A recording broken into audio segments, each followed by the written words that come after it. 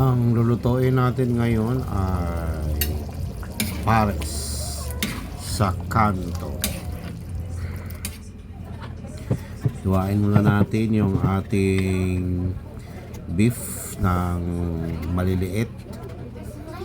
Itong beef na to ay nabili ko sa Dali. Yung beef na cubes nila. Masarap din naman, edi yan ang kinuha ko. Yan, tapos na. Tapos yung kimchi naman, hiwain natin yung kimchi.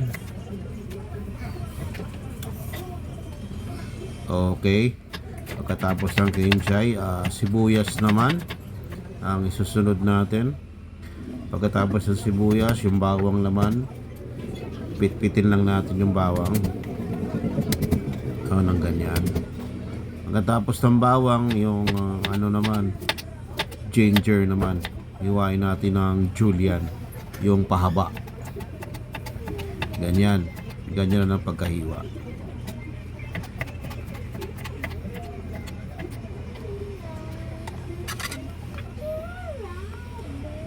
Yan, tapos na. Magluluto na tayo. Sarang na natin ang ating kawali. Tapos ilagay na natin ang ating mantika. Galing pa yan sa Baguio. Binili namin. Lagay na natin yung bawang. Yan. Luya. Lagay na natin ang luya. Sunod na natin ang sibuyas.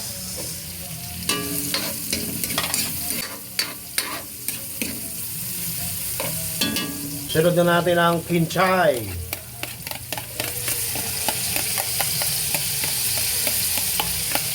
Para mabango.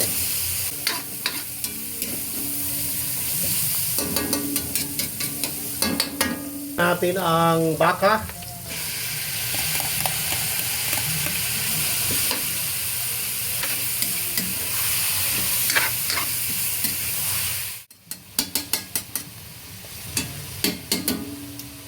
Lagyan natin ng black pepper, MSG,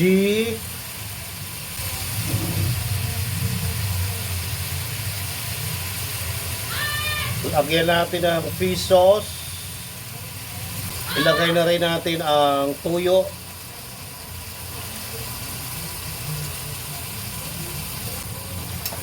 tapos imikos-mikos na natin, mikos-mikos lang hanggang sa magkahalo-halo ang lahat.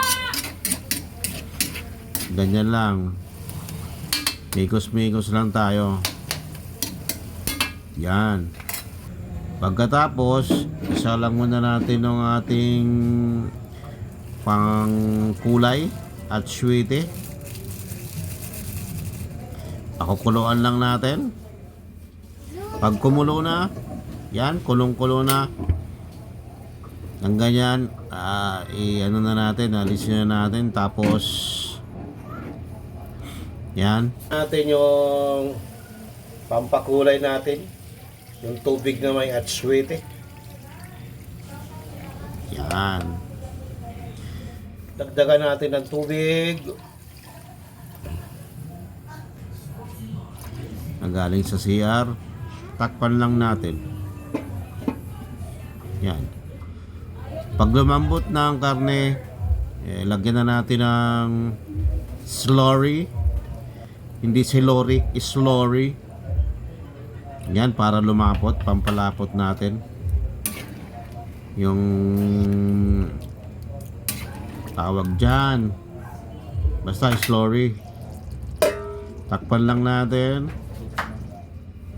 Makaraan ng isang buwan, buksan na natin. Yun, luto na.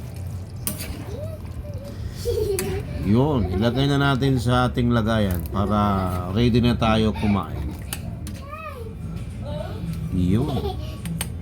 Sarap to niya, no? Ayan na. Wow. Kainan na.